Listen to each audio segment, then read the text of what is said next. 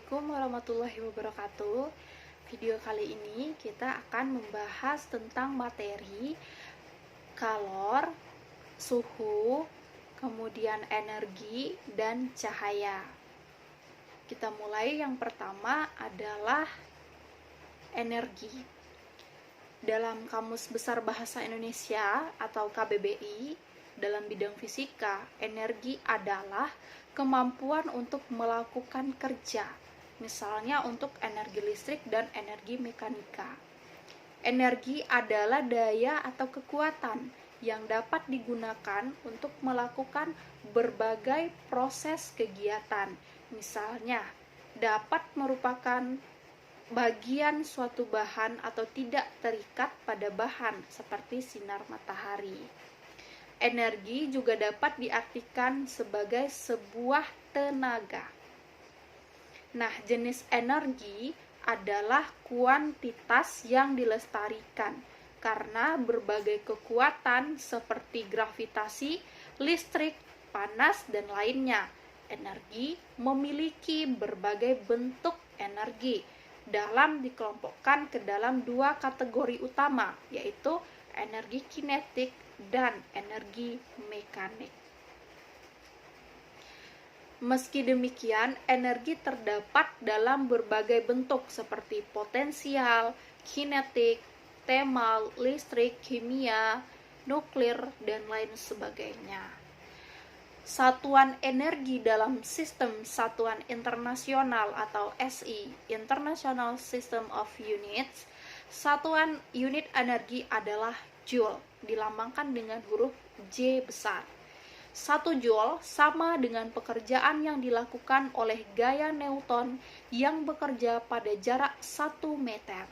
Sedangkan di angkasa, energi tidak memiliki arah dan karenanya dianggap sebagai kuantitas skalar. Ada yang dinamakan dengan hukum kekekalan energi. Hukum kekekalan energi itu energi tidak dapat diciptakan ataupun dihancurkan, tetapi hanya diubah dari satu bentuk ke bentuk lainnya. Nah, prinsip ini dikenal sebagai konservasi energi atau hukum pertama termodinamika. Dengan demikian, energi total alam semesta selalu tetap konstan. Satu bentuk energi dapat dengan mudah diubah menjadi bentuk lainnya. Misalnya, baterai mengubah energi kimia menjadi energi listrik. Contoh lainnya, sebuah kotak meluncur menuruni bukit. Energi potensial yang dimiliki kotak tersebut dari yang terletak tinggi diubah menjadi energi kinetik. Energi gerak saat kotak melambat hingga berhenti melalui gesekan energi kinetik dari gerakan. Kemudian diubahlah menjadi energi termal yang memanaskan kotak dan lereng. Yang kedua, kita masuk kepada suhu dan kalor. Nah, suhu adalah derajat atau tingkat panas suatu benda. Alat yang digunakan untuk mengukur suhu itu disebut dengan termometer. Termometer yang sering digunakan adalah Celsius, Reaumur, Fahrenheit, dan Kelvin. Perbandingan skala suhu untuk termometer tersebut, Celsius berbanding Fahrenheit, Celsius berbanding Reaumur berbanding Fahrenheit itu C banding R berbanding F kurang 32 berbanding K kurang 273 sama dengan 5 banding 4 banding 9 dan banding 5. Yang kedua adalah kalor. Kalor adalah energi panas zat yang dapat berpindah dari suhu tinggi kepada suhu rendah. Ada beberapa jenis kalor. Kalor jenis, perbandingan kalor dengan massa dikalikan dengan perubahan suhu disebut dengan kalor jenis, atau rumus matematikanya dengan C sama dengan Q per M kali delta T, di mana C adalah kalor jenis, Q adalah energi, dan M massa, kemudian delta T perubahan waktu, perubahan suhu, bukan waktu ya, suhu. Kemudian untuk kapasitas kalor didefinisikan sebagai banyaknya kalor yang diperlukan untuk menaikkan suhu suatu benda sebesar 1 derajat Celcius atau 1 K. Maka Q sama dengan C besar dikali delta T. Selanjutnya perpindahan kalor. Ada konduksi. Laju konduksi didefinisikan sebagai banyaknya kalor yang mengalir tiap satuan waktu. Besar laju konduksi, yang pertama sebanding dengan luas penampang atau A, yang kedua sebanding dengan perbedaan suhu atau dt, kemudian berbanding terbalik dengan panjang L, dan sebanding dengan konduktivitas thermal zat atau K. Dan secara matematis dapat dirumuskan dengan Q per T sama dengan K dikali A delta T per L. Yang kedua, konveksi. Konveksi, maka pada konveksi ini partikel-partikel zat mengalami perpindahan dalam menghantarkan kalor. Konveksi hanya dapat terjadi pada fluida, yaitu zat cair dan zat gas. Banyaknya kalor yang dipindahkan ke fluida setiap satuan waktu disebut laju konveksi. Laju konveksi dirumuskan Q per T sama dengan H A delta T. Yang ketiga, radiasi. Perpindahan kalor secara konduksi dan konveksi itu memerlukan sebuah media.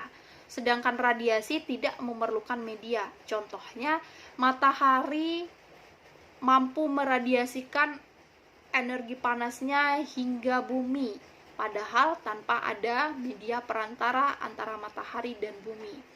Nah, suatu benda yang memiliki suhu lebih tinggi daripada lingkungan itu akan meradiasikan kalornya ke lingkungan hingga terjadi kesetimbangan termal. Banyaknya kalor setiap satu waktu yang didasarkan atau dipancarkan itu sebanding dengan luas permukaan dalam satuan meter persegi, kemudian sebanding dengan pangkat 4 suhu mutlak dalam satuan K pangkat 4, konstanta Stefan-Boltzmann, kemudian emisivitas atau E kecil. Nah, selanjutnya tentang cahaya.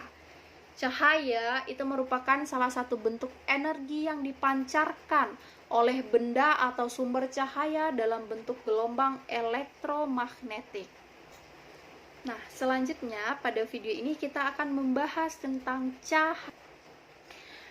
Cahaya itu merupakan salah satu bentuk energi yang dipancarkan oleh benda atau sumber cahaya dalam bentuk gelombang elektromagnetik.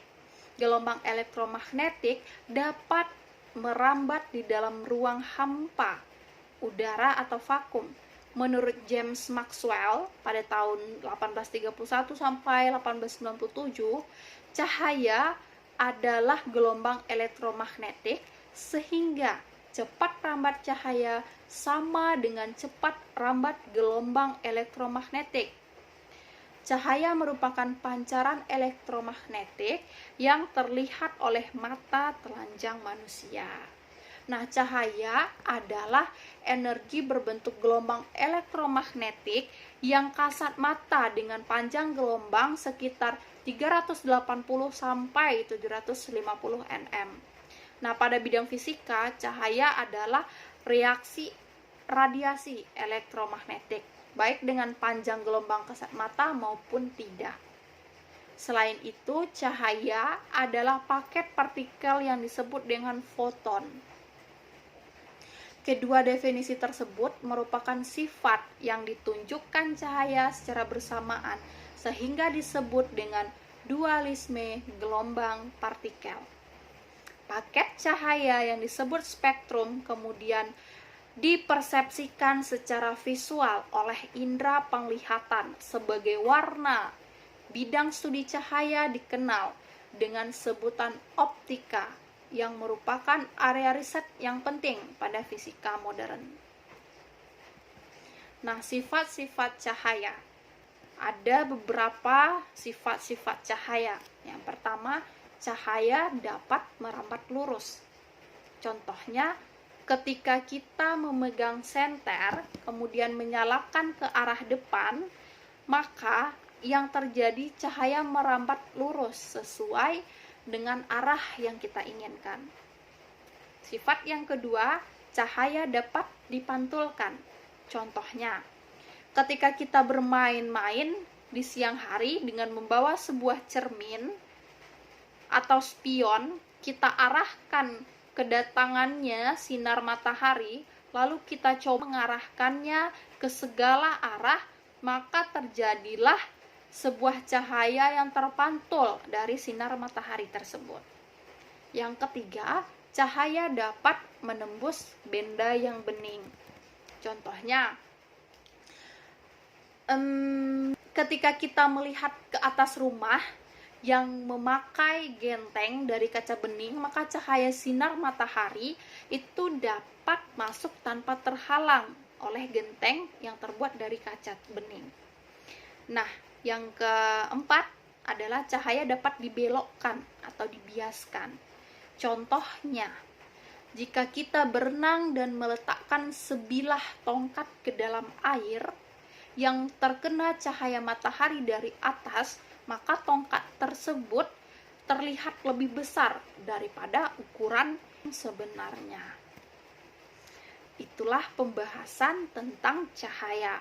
Semoga bisa dipelajari lebih dalam lagi, tentunya bukan hanya dengan satu sumber pembelajaran, melainkan mencari beberapa sumber, sebanyak-banyaknya sumber, agar materi yang kita pelajari ini kuat dan dapat dipertanggungjawabkan.